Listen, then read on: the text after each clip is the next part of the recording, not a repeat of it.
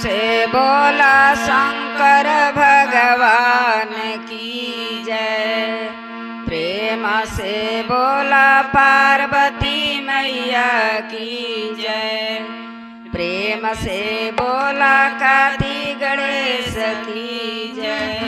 प्रेम से बोला सच्चे दरबार की जय।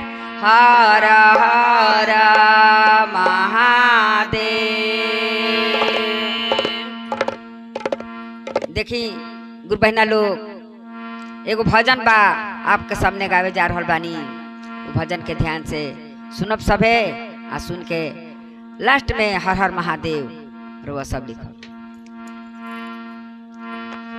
अरे शिवा गोर बैठा सुलानी पलंगिया हो, पटियाला चरला चर